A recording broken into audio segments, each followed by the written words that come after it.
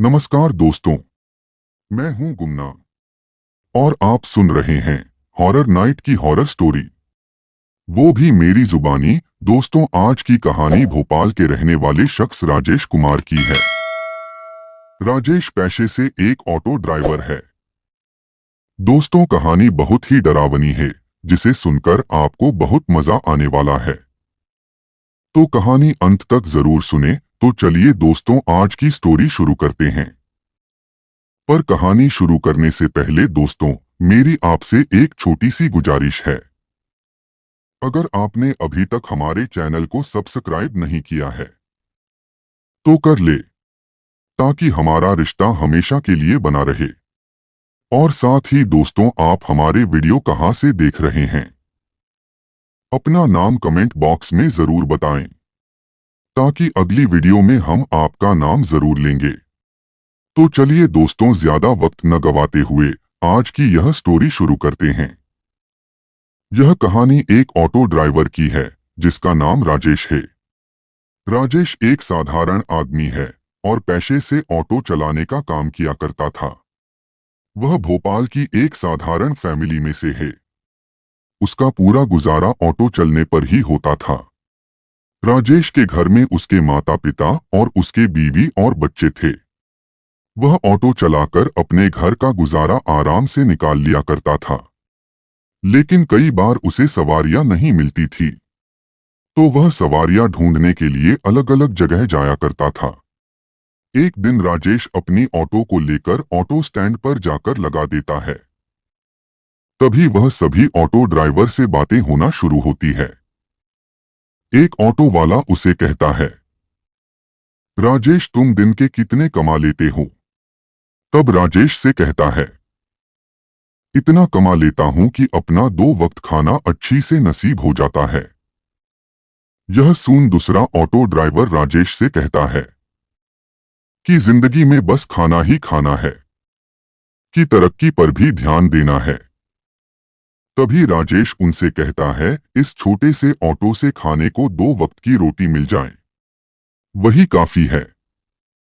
भला आगे बढ़ने का कैसे सोच सकता हूँ, वह भी इस छोटे से ऑटो से। तभी उसका दोस्त ऑटो वाला उससे पूछता है, तुम किस टाइम अपना ऑटो चलाते हो और कब तक चलाते हो?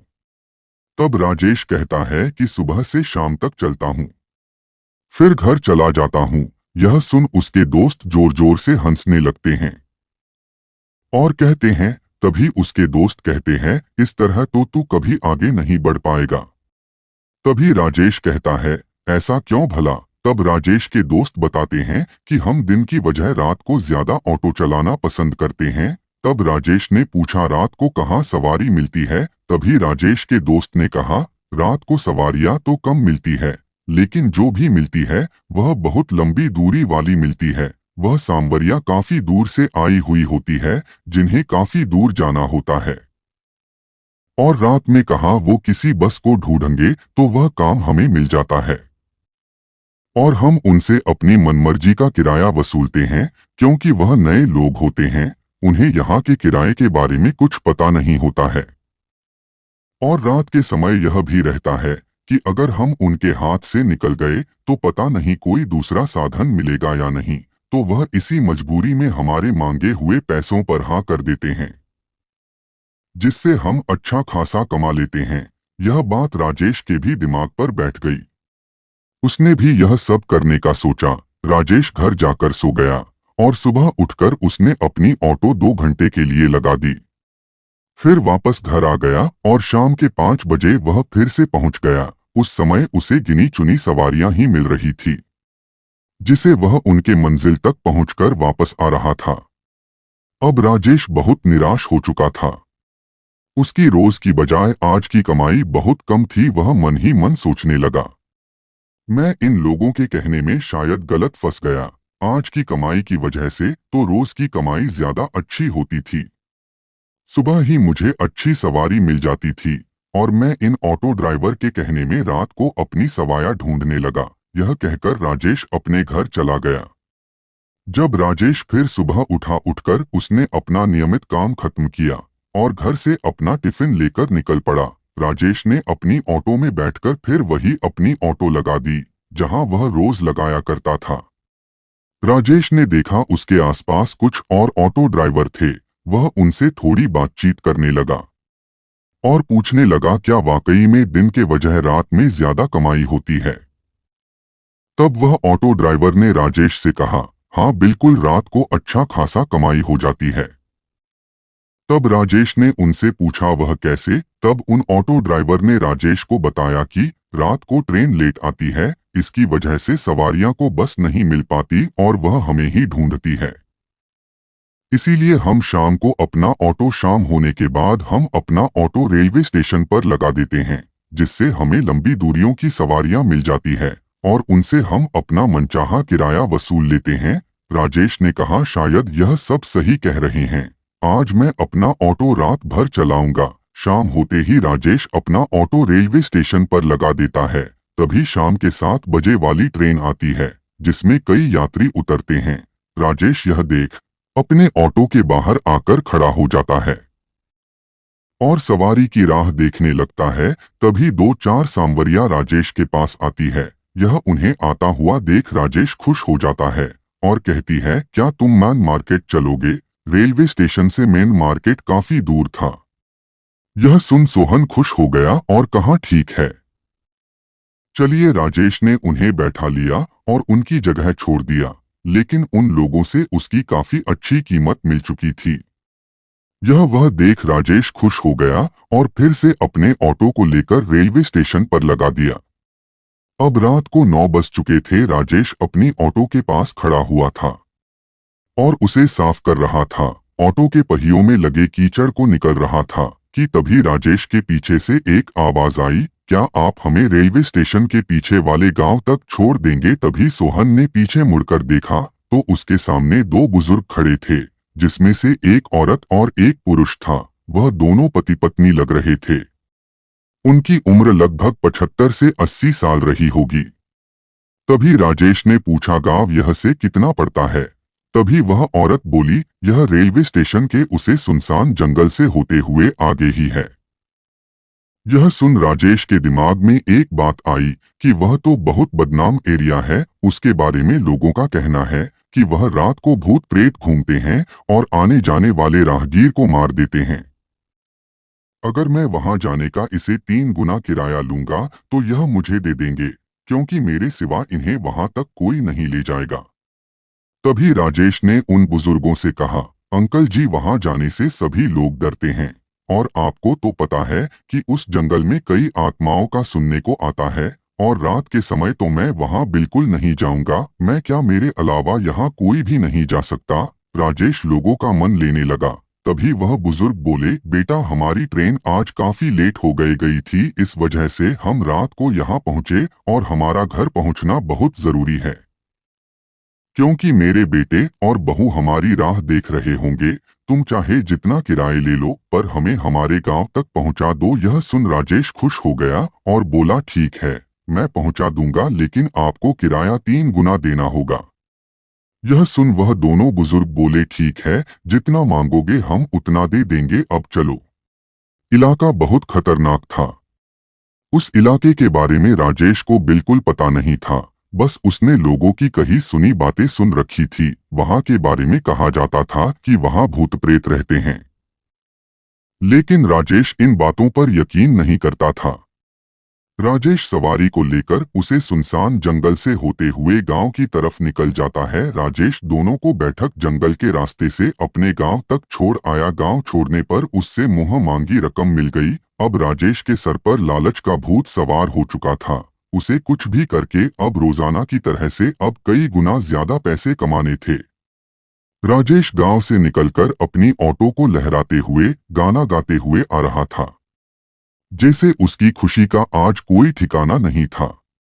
रास्ते में सब कुछ ठीक था, लेकिन जैसे ही वो जंगल के पास पहुंचा, उसकी ऑटो अचानक बंद हो गई। रामू ने सोचा कि शायद ऑटो में कुछ तकनीकी खराबी हो गई है, इसलिए उसने ऑटो को ठीक करने की कोशिश की। जैसे ही वो ऑटो से बाहर निकला, उसे महसूस हुआ कि चारों ओर एक अजीब सी ठंडक फैल रही है। राजेश ने अपने ऑटो में से सिगरेट का पैकेट निकला। सिगरेट पीते हुए उसने अपने चारों ओर देखा, हवा बिल्कुल बंद थी, लेकिन तभी उसे लगा कि कोई उसे घूर रहा है।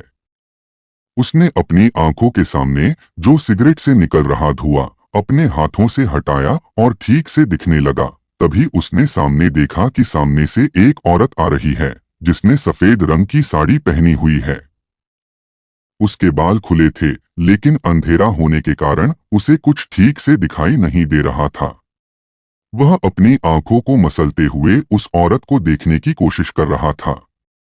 तभी उसने देखा कि वह औरत सामने से गायब हो चुकी है। उसने सभी तरफ देखने की कोशिश की, पर उसे वह औरत कहीं नहीं दिखाई दी। तभी राजेश ने कहा, शायद यह मेरा कोई वहम है। लोगों ने इस जंगल के बारे में इतना कुछ कहा है कि अब मुझे उनकी कही बातें दिखाई देने लगी। और हंसता हुआ ऑटो में बैठ गया। तभी राजेश ने देखा कि उसकी पिछली सीट पर कोई बैठा है। उसने ध्यान से देखा तो पाया कि वहां एक सफेद साड़ी में लिपटी हुई औरत बैठी है, जिसके चेहरे पर कोई भाव नहीं थे। उसकी आंखें बेहद डरावनी थीं। राजेश का दिल जोर से धड़कने लगा। वह समझ नहीं पा रहा था कि यह औरत कब और कैसे उसकी ऑटो में आ गई। अभी तो उसने इसे बहुत दूर देखा था, पर यह अचानक मेरे पीछे आगे कब बैठ गई। तभी वह औरत पीती है, भैया जल्दी से चलिए। वो डर के मारे कांपने लगा और फिर बिना कुछ सोचे समझे ऑटो को चलाने की कोशिश करने लगा। अचानक ऑटो खुद ही चालू हो गई। रामू ने तेजी से ऑटो दौड़ा दी। राजेश ने डरते हुए पूछा, कहाँ जाना है आपको? तब उसे औरत ने खाना, मुझे हॉस्पिटल जाना है, मेरी पिताजी का अभी ऑपरेशन हुआ है, तो उन्हीं के लिए खाना लेकर जा रही हूँ। मुझे गांव से कोई साधन नहीं मिल रहा था और रात के वक्त गांव से जंगल से होते हुए कोई नहीं जाता है और मेरा जाना बहुत जरूरी था। मैं इसी जंगल से होते हुए जा रही थी, तभी मैं दूर से आपके ऑटो को आते हुए देखा तो मैं दौड़ती भी आ रही थी। उसकी इतना कहने पर राजेश की जान में जान आई और वह बोला, अच्छा तो आप मुझे ही देख रही थी तब? उसे औरत ने कहा, मैंने आपकी तरफ हाथ करके रोकने की कोशिश भी की थी, लेकिन तब तक आपने नजर हटा ली थी। लेकिन आप पहले ऑटो ड्राइवर निकले जो जंगल से होते हुए जा रहे हो, क्या आपको डर नहीं लगता है? यह सुन राजेश कहने लगा, नहीं मुझे कोई डर नहीं लगता, मैं भूत प्रीतों पर विश्वास नहीं करता। यह सुन वह औरत जोर जोर से हंसने लगी। तभी राजेश ने कहा, आप इतना क्यों हंस रही है? तभी उसे औरत ने कहा, कुछ नहीं, ऐसे ही हंसी आ गई थी। तभी राजेश ने पूछा, क्या तुम्हें इस जंगल में से निकलते हुए डर नहीं लग रहा था?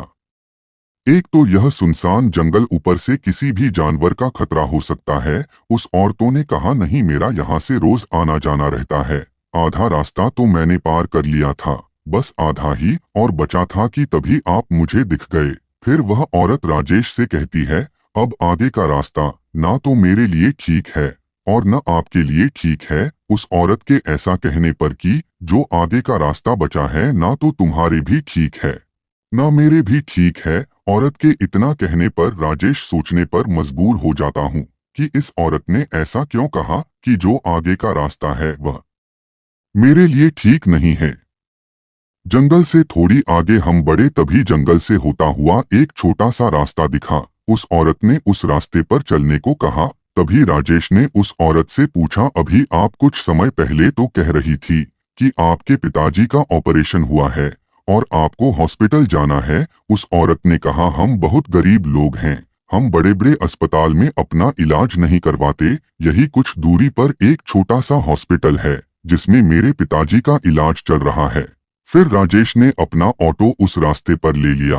कुछ दूर आगे बढ़ने पर राजेश ने देखा कि वहां का एरिया इतना अजीब था। यहाँ कौन सा हॉस्पिटल हो सकता है, क्योंकि उस जगह पर जैसे ही राजेश पहुंचा आसपास खंडहरों जैसे मकान थे। उनको देखकर ऐसा लग रहा था मानो यहाँ मकान कई साल पुराने हो चुके हैं और अब लोग इन्हें छोड़कर कहीं चले गए हो, क्योंकि वह मकान रहने की स्थिति में तो बिल्कुल भी नहीं दिख रहे थे। राजेश उन सुनसान गलियों में से बस अब चले जा रहा था। उस सुनसान गली में उस वक्त सिर्फ मेरे ऑटो की हेडलाइट का उजाला दिख रहा था, बाकी कहीं किसी घर में एक मोमबत्ती तक नहीं चल रही थी। राजेश ये सब देखकर हैरान हो रहा था। पूरे गांव में सन्नाटा छाया हुआ था। अभी रात के सिर्फ 11 ही बजे थे कि गांव का एक भी व्यक्ति नजर नहीं आ रहा था और ऊपर से गांव में एक बल्ब भी दिखाई नहीं दे रहा। तभी वह मन ही मन सोचने लगा कि आज के जमाने में यह कौन सा गांव है जो बिना लाइट के लोग यहाँ रहते होंगे। यह सोचते सोचते मैं आगे ही बढ़ रहा था कि तभी मेरी नजर सामने एक घर पर पड़ी जिसमें शायद कोई हल्की सी रोशनी दिखाई दे रही थी। तभी अचानक उसे औरतों में मुझे वहां रुकने को कहा और जिस तरह वह बिना बताए मेरे ऑटो में बैठी थी उसी तरह बिना बताए मेरे ऑटो में से खड़ी हो गई और एकदम सीधे उसे सामने वाले कच्चे मकान में जाने लगी। वहां का उसने गेट खोल तभी मैंने उससे कहा मेरा किराया तो दे दो। तभी अचानक वह औरत झटके से पीछे मुड़ी और मुझसे कहने लगी रुको, अभी तुम्हारा किराया क्या, तुम्हें मैं अभी सब कुछ देने वाली हूँ, 2 मिनट रुको मैं यहाँ से आता हूँ। तभी राजेश ने उस औरत से कहा जल्दी आना, मुझे कहीं और भी जाना है, मेरे पास ज्यादा वक्त नहीं है, फिर मुझे वापस घर भी जाना है। तभी उसे औरत ने कहा थोड़ी देर रुको, तो अक्सर लोग जल्दबाजी में घाट का जाते हैं, सब्र का फल मीठा ही होता है, इसीलिए मैं भी इंतजार कर रही हूँ, नहीं तो अभी तक कब का खा चुकी होती। मैं भी देखना चाहती हूँ कि तुम कैसे हो, लगने में तो मीठे ही लग रहे हो। तभी उस औरत की यह बात सुनकर राजेश को गुस्सा आया। राजेश ने उसे औरत से कहा तुम्हारा कहने का क्या मतलब है।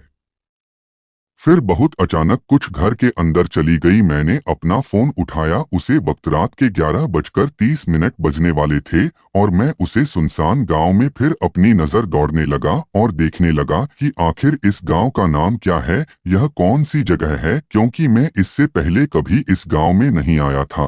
फिर थोड़ी देर बाद में इस घर में झांकने लगा जिस घर में वह औरत अभी कुछ देर पहले गई थी। उस घर में उसे जाए हुए 10 मिनट हो चुके थे और वह 2 मिनट का बोलकर गई थी।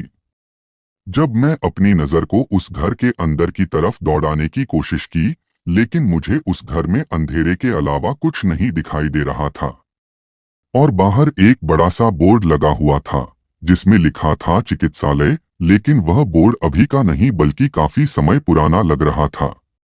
तभी वह मन ही मन सोचने लगा शायद इस गांव में कोई छोटा सा मेडिकल किसी ने खोल रखा होगा, लेकिन कम से कम लाइट तो लगानी चाहिए। इस सुनसान गांव में अंधेरे में कैसे कोई इलाज कर सकता है, क्योंकि पूरे गांव में उस समय अंधेरा था। तभी राजेश को मन में थोड़ा अजीब लगने लगता है। राजेश का मन अब वहां रुकने का बिल्कुल नहीं कर रहा था। कभी कभी राजेश के साथ बुरा होने का होता है तो उसे पहले ही उसे कुछ अजीब सा फील होने लगता है, क्योंकि उस समय पूरे गांव में वह अकेला खड़ा था। मुझे दूर दूर तक कोई नजर नहीं आ रहा था और ऊपर से उस घर के सामने से उसे अजीब सी नेगेटिविटी वाइब आ रही थी। राजेश का मन अब वहां उस घर के सामने खड़े होने का बिल्कुल भी नहीं कर रहा था। बस उसे अंदर ही अंदर यह सोचे पर मैं मजबूर हो रहा था कि इस 100 रुपए के किराए के पीछे मैं इस सुनसान गांव में कैसे आ गया। तभी उसने अचानक सोचा मुझे यहाँ से निकलना चाहिए, यह गांव मुझे अजीब लग रहा है और वह औरत भी कुछ अजीब ही थी। तभी राजेश अपने ऑटो को स्टार्ट किया और कुछ आगे ही बढ़ा कि तभी अचानक उस घर से अजीब सी चिल्लाने की आवाज आई। वह आवाज बहुत ही डरावनी आवाज थी। उस आवाज ने राजेश के रोंगटे खड़े कर दिए। तभी वह उस घर की तरफ देखने की कोशिश कर ही रहा था कि उसके ऑटो का बैलेंस बिगड़ गया, वह लड़खड़ा गया। राजेश ने उसे संभालते हुए आगे की ओर बढ़ा लिया, लेकिन अब उसका मन बिल्कुल भी वह रुकने को नहीं कर रहा था। पहले तो उसने सोचा कि वो जाकर देखे कि वहां आखिर चल क्या रहा है, क्यों वह औरत इतनी तेज डरावनी आवाज में चिल्लाई। लेकिन फिर भी मेरे हाथ रुक नहीं रहे थे, बस उस ऑटो को आगे की ओर चलाते जा रहे थे। तभी राजेश की नजर आगे वाली गली में से एक औरत पर पड़ी। उस औरत ने अलग ही रंग के कपड़े पहन रखे थे। उस समय उसके हाथ में एक थैला था। वह औरत आगे की तरफ चली जा रही थी। उस समय उस औरत को देखकर राकेश के मन फिर से लालच जाग उठा। राजेश ने सोचा उस औरत से तो मुझे कुछ नहीं मिला, लेकिन इस औरत से पूछ लेता हूँ, अगर यह मेरे ऑटो में बैठकर जाएगी तो दोनों का किराया इससे ही वसूल हो जाएगा।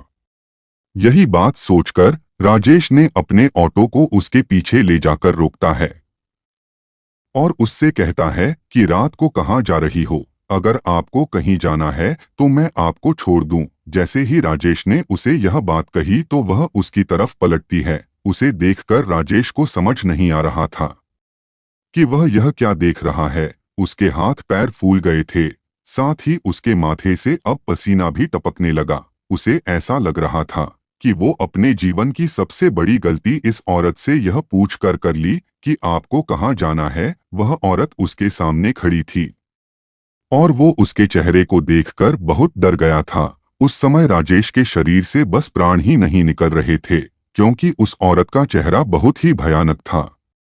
इसका आधा चेहरा जला हुआ और आधा चेहरे पर गड्ढे के निशान थे, जिनमें से खून निकल रहा था। यह देखकर राजेश हक्का बक्का हो गया। तभी वह औरत राजेश से भारी आवाज में कहती है, तुझे क्या लगा था तू मुझसे बचकर भाग चुका है तो यहाँ से भी बचकर भाग जाएगा।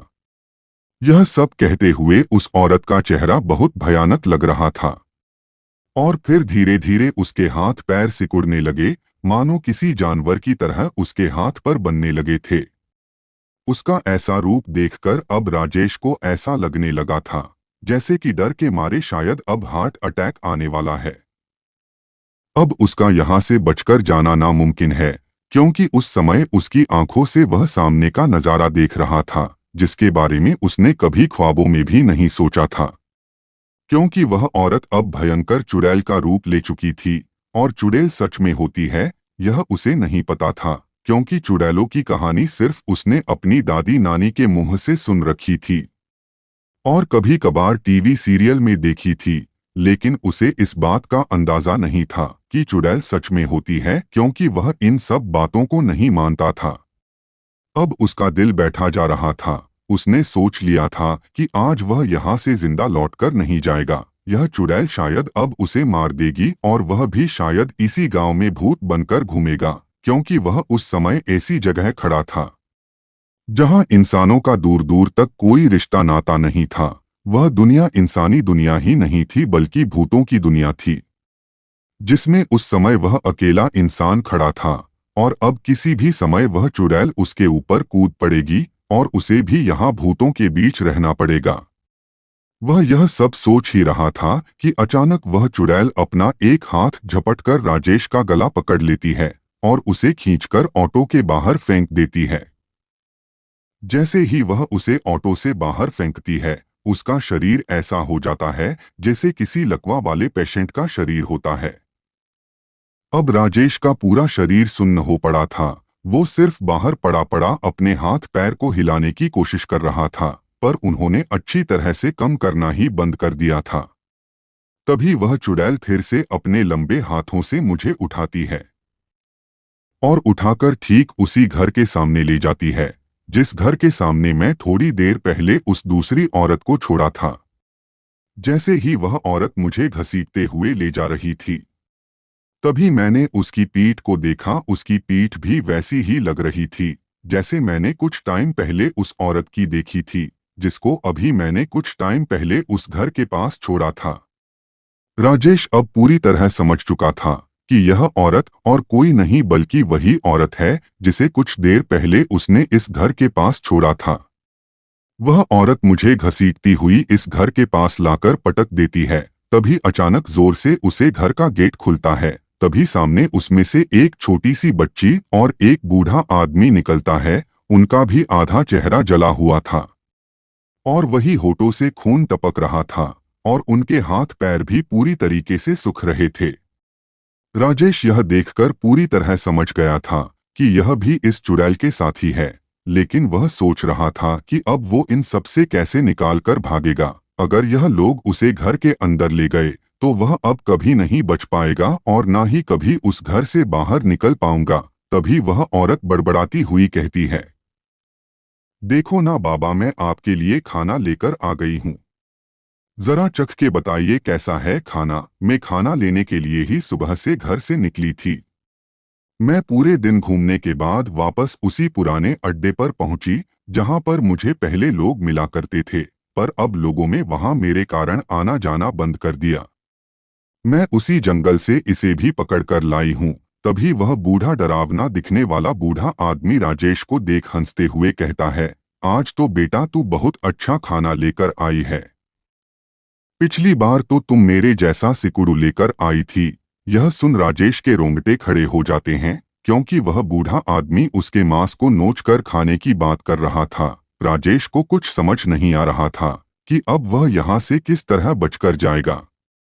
कि तभी वह बूढ़ा आदमी कहता है, इस खट्टे खट्टे नौजवान में तो खून भी बहुत होगा। इसका खून निकाल कर मैं रख लूंगा और सर्दियों के समय उबाल कर पी लूंगा, जिससे मेरी खांसी ठीक हो जाएगी। यह सुनते ही राजेश घबरा गया और जोर से चिल्लाने लगा।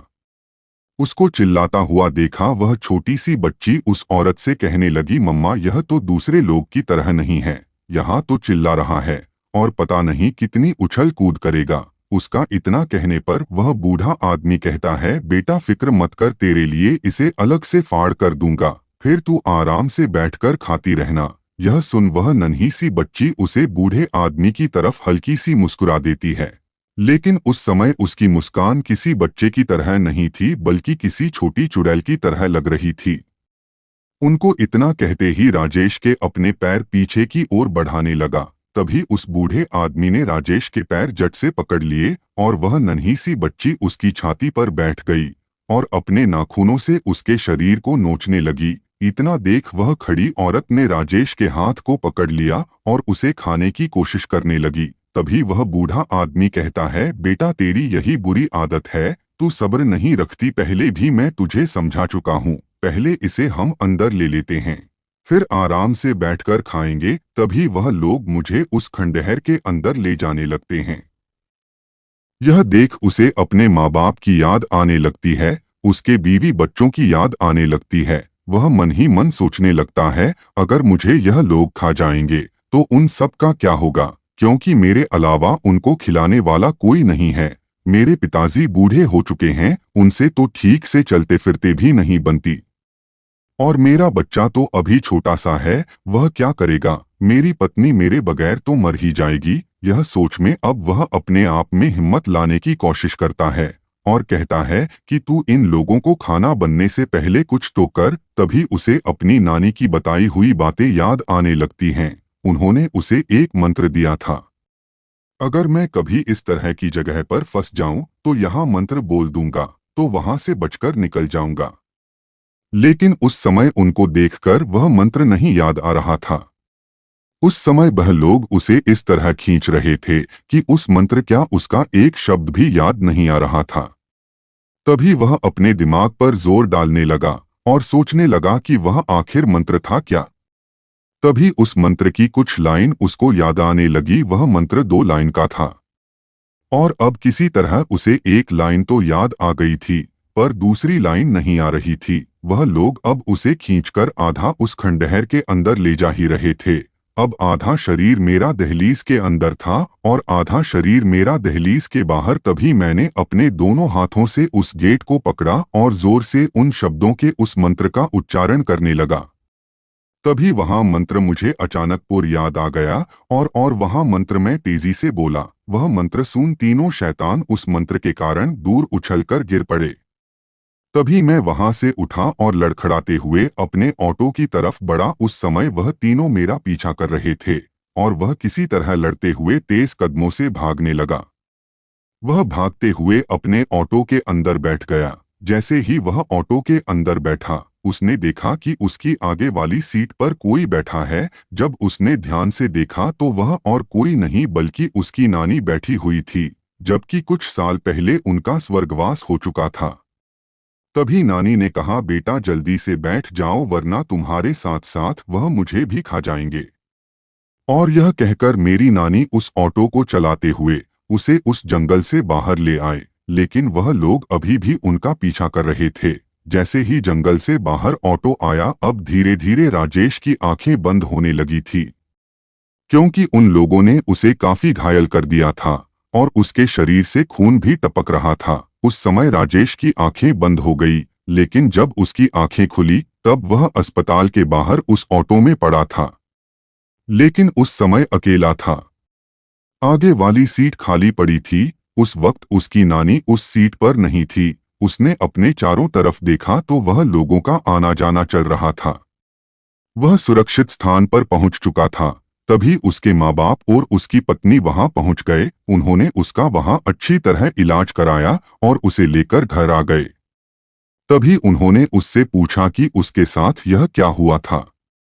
तब उसने अपनी पूरी कहानी उन्हें बताई। तब उसकी माँ ने कहा, बेटा अब तू कुछ समय के लिए घर ही रहे हमारे पास कुछ जमा पूंजी है, उससे कुछ दिनों के लिए हमारा घर चला जाएगा। और उसकी माँ ने उसकी नानी को हाथ जोड़कर धन्यवाद कहा और भगवान के नाम का एक धागा उसके गले में बांध दिया, जिससे उसकी हमेशा के लिए रक्षा होती रहे। तो दोस्तों, कैसी लगी हमारी आज की यह डरावनी कहानी? उम्मीद है कि आप लोगों को जरूर पसंद आई होगी। तो दोस्तों, आज फिर से पिछली वीडियो में कमेंट करने वाले दोस्तों का नाम लेने का सिलसिला शुरू करते हैं। दोस्तों, आज का पहला कमेंट्स स्काई बर्ड्स आईडी से आया था और दूसरी comments totally mind fresh ID से आया है। आपका दिल से शुक्रिया।